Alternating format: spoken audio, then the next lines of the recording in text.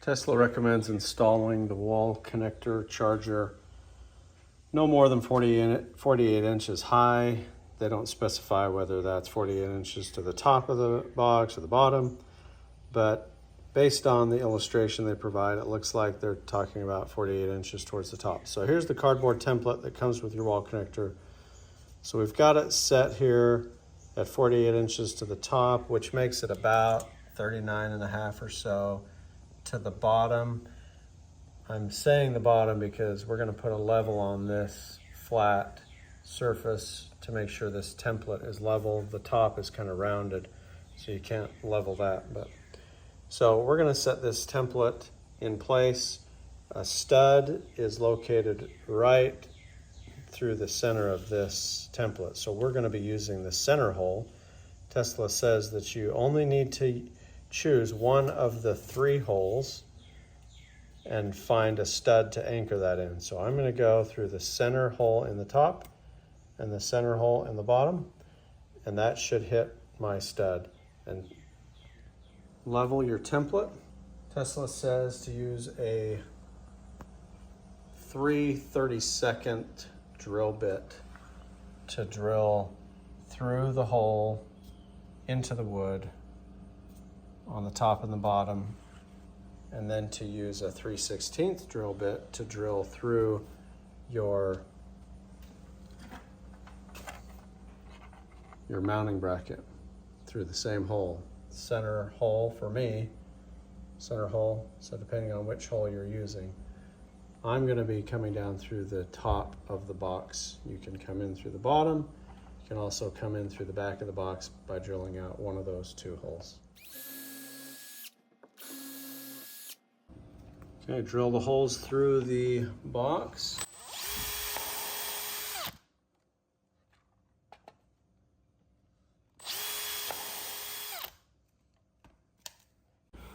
Okay, first we're going to temporarily place the bracket onto the wall so that we can measure how long our conduit needs to be. So we're just going to put the screws in just kind of loosely, just to hold it in place so we can get a measurement. So now we'll measure so we can cut our metal conduit.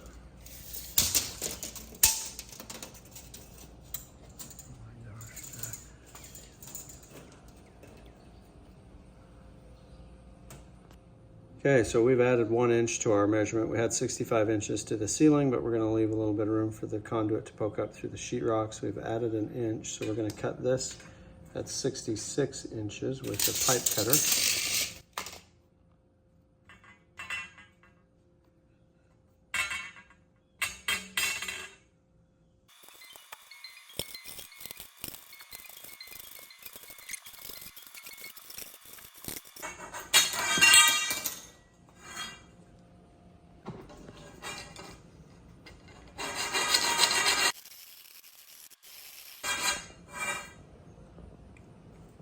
Now we're going to fish this wire through the conduit. The wire is 6-gauge wire and the conduit is 3/4 inch, but if I was to do it again, I'd probably choose 1 inch because it's a pretty tight fit to get this wire, this 6-gauge wire. There's 3 wires in there. There's a ground, and then there's the white and the black.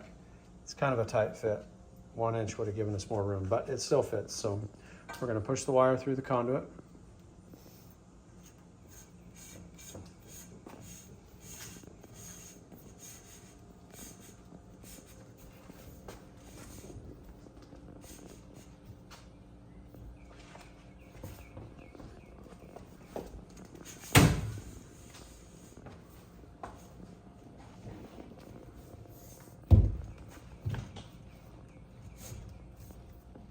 Now we're going to fish the backing plate through the wire. So we've got a 3/4 inch conduit connector that we already installed to the connector box.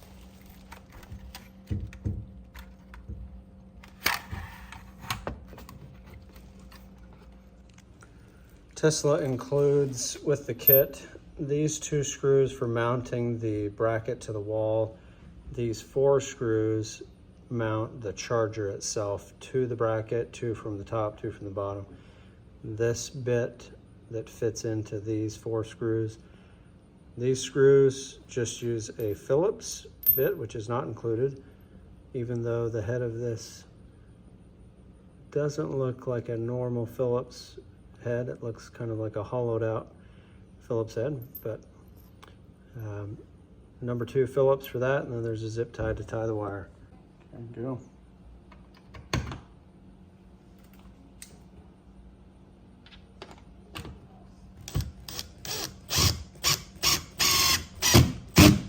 Not super tight yet.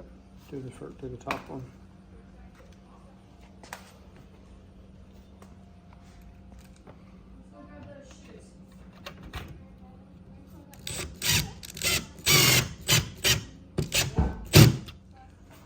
So Tesla instructs when you're coming from the top down that you bring the wire down and to the right side of the box and then come back up from the bottom through the connectors. So my wires are black, white, and copper. So this schematic would say black, red, and then green, which is copper. So we will cut our wire and prep the wire for connection.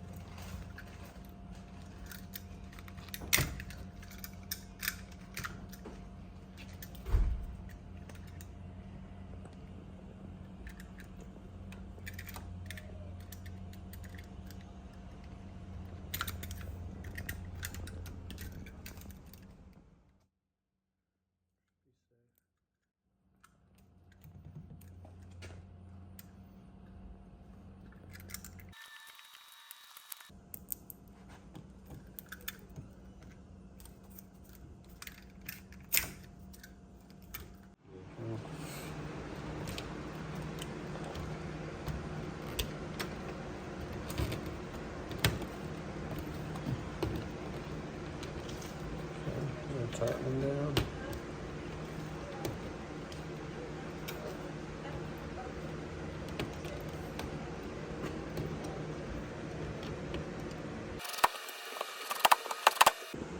Now you can install the zip tie that's included with the kit.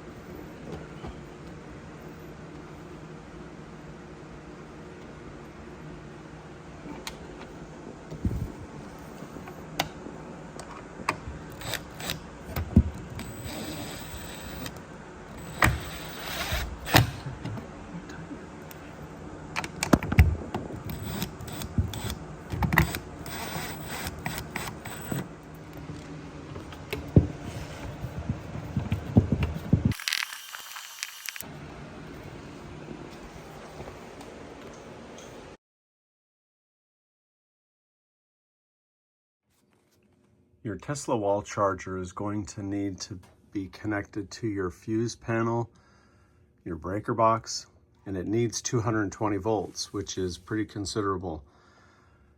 This is a sub panel that I added because, and I've removed the covers off of mine. Yours won't look this way. They have a door and a cover on them, but this is my regular fuse panel that was full. I didn't have room, so I had to add a sub panel.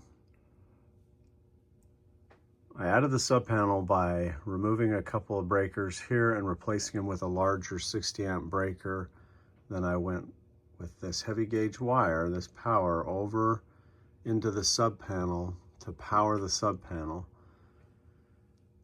So this breaker up here is the breaker that goes to my Tesla wall charger. I'm using a 50 amp breaker. Some of the Tesla models would prefer a 60 amp breaker to charge faster, but for my model, the 50 was fine, but it would be wise to maybe just go ahead and use a 60.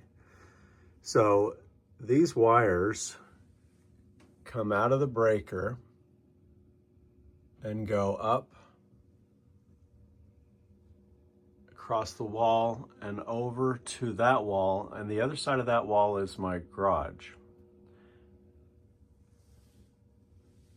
There's also a ground wire that comes out of this that connects over here to the ground block. It really isn't that hard to wire up your Tesla wall charger or even to add a sub panel. However, you're dealing with a lot of voltage and current, and that's very dangerous. So if this is uncomfortable to you, this is probably a job left better to an electrician. But if you can educate yourself enough to where you feel comfortable, you can do it. You just need to really make sure when you're dealing with the breaker box that you've cut power to it so that nothing is live. In my case, I trip this breaker, which cuts power to this panel. So make sure that you know what you're doing. If you do it yourself, you can save a bunch of money. If not, have an electrician do it. But I will show you in the garage now where the wire comes out and connects to the charger. The wire comes from my basement through this wall. This cabinet's blocking it, but into this junction box, up this conduit to the attic, and then it goes through the attic or across the attic, and then comes down this wall into the charger. Once you turn on your power, the Tesla charger will light up. All the lights will go on down the strip here, and that will indicate that everything's booting up. Then this top light will flash and strobe green, indicating that it's sending out its network signal. Then you can use your quick start guide to log into the Wi-Fi network that this wall connector broadcasts. You can do that by the cover. There's a QR code you can scan. For me, it took several tries for it to finally log into this thing. I scanned this several times. I got on the network, but nothing happened. So I typed in the HTTP address.